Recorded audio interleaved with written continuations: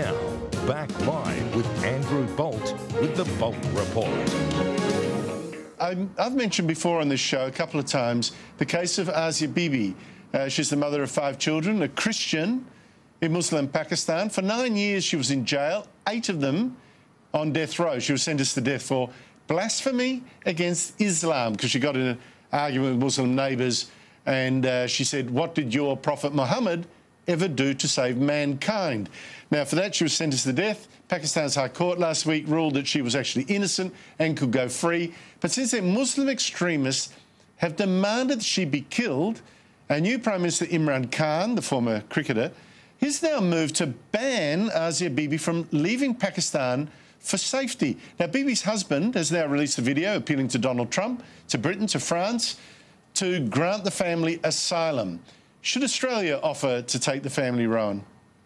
Well, I think that's a terrific idea, and yes, we absolutely should. There's a couple of things, there's so many things about this story that are absolutely horrific and disturbing. First of all, the crime that Asia Bibi originally committed was drinking from a cup that was reserved for Muslims. So there was a cup, they were out in the field with her co-workers, had the cup, they were all thirsty, they drank from it, she dared to drink from their cup because her cup presumably was empty, and all hell breaks loose.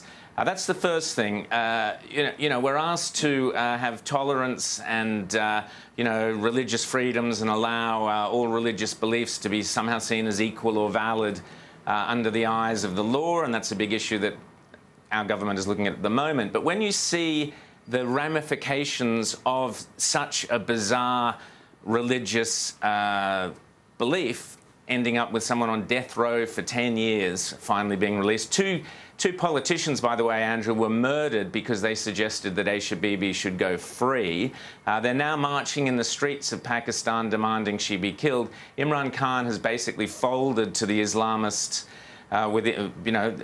lobbyists, if you like, and is not letting her go free because we know what's going to happen. She will be killed, and possibly the judge who's let her free will be killed, her family will be killed. That is what happens when you take a religious conviction, such as the Islamic conviction that to criticise the Prophet Muhammad means you be killed. When you take that to the end point, you can call it fundamentalism if you want to, but it's the end point legitimately of that religion. Here's what happens.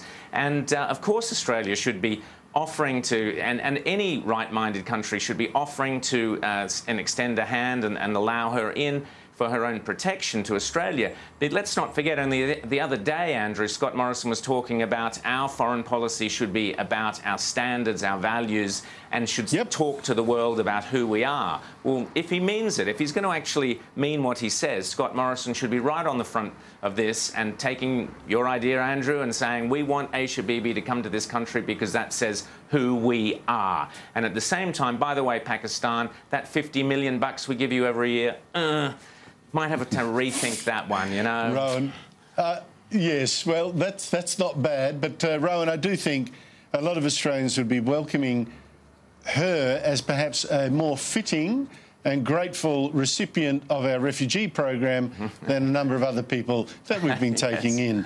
And so why not bring Asia Bibi here to Australia? Rowan Dean, thank you so much for your time. Thanks, Andrew. Now, just thinking of the case of Asia Bibi, that woman that was on death row, Christian woman, death row for years in Pakistan on trumped-up charges, then found innocent, now can't leave because Imran Khan says, oh, these mobs, I'm scared of them, you have to stay in this country, even though mobs want her dead. She and her family will never live in peace in Pakistan. And I see our refugee program, the beneficiaries of that often strike me as people who were never in such danger and haven't made much of a go of being here either and struggle to fit in. I think a Christian woman from Pakistan in mortal fear of her life, she should be coming here. Feel free to write to the Pakistan Embassy to protest 4 Perth Avenue, Yarralumla, and contact your local MP or the Immigration Minister. Demand she come here now.